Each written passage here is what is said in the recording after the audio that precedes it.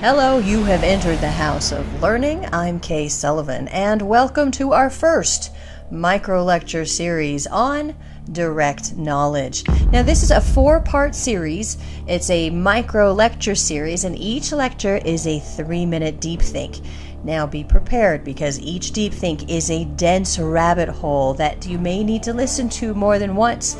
Now, what we are aiming to do is make these available on an interactive platform here shortly, complete with links for additional information and supplemental videos, some interview material, and other resources that you can continue your research and get more in-depth research beyond each 3-minute lecture.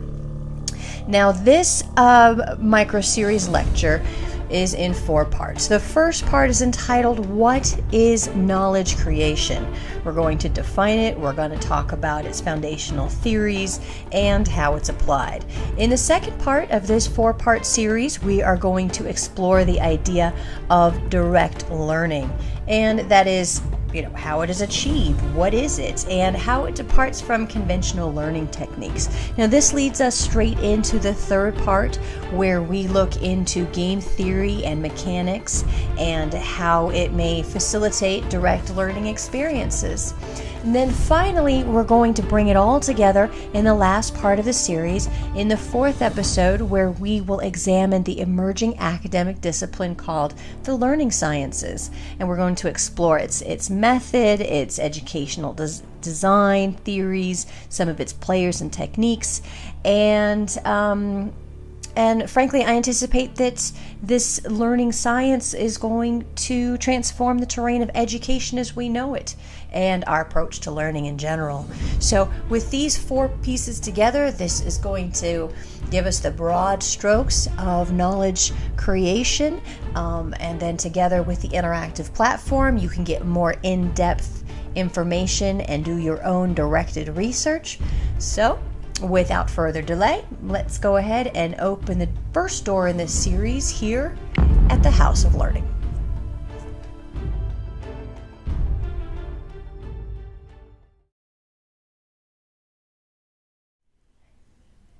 This is episode 1, a 3-minute rabbit hole in our 4-part Deep Think series on direct knowledge. In this episode, we will be exploring knowledge creation. So get your gear, let's splunk this thing.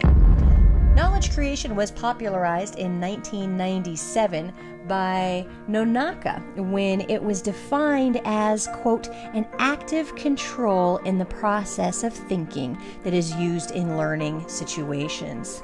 Now, lending further to its credibility, knowledge creation is also recognized as a property by U.S. tax regulations as an intellectual property.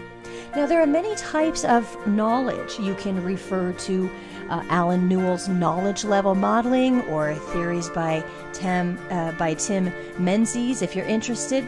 But in this deep think knowledge creation model that we do here, there are 4 primary depths: the know what, the know that, the know how, and the show how. So let's break it down. Level 1 is the know what. Here we have descriptive knowledge, we have declarative knowledge. As Bertrand Russell observed in 1905 in On Denoting, it is knowledge by acquaintance. Now, on this level, knowledge is described to us, it's given to us through an external source, and it is not direct knowledge. It's more of an understanding. Now, on level 2, the know that, this is where we get procedural knowledge, we get imperative knowledge. Now, this is closer to direct knowledge, but it's more like task knowledge. It's like being able to assemble a watch, but not really knowing how to design one or how to modify a design. Now, on the next level, level 3, we have the know-how.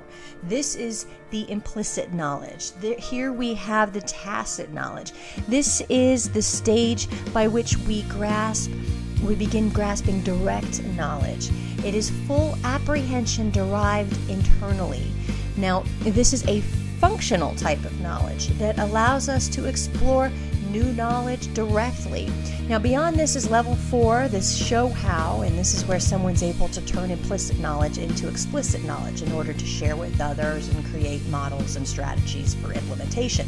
Now, knowledge creation really begins on levels 3 and 4, which really distinguishes between having an understanding and having knowledge.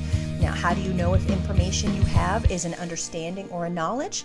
Ask yourself, was it ascertained directly, or was it given to you? Was it imparted on you by another?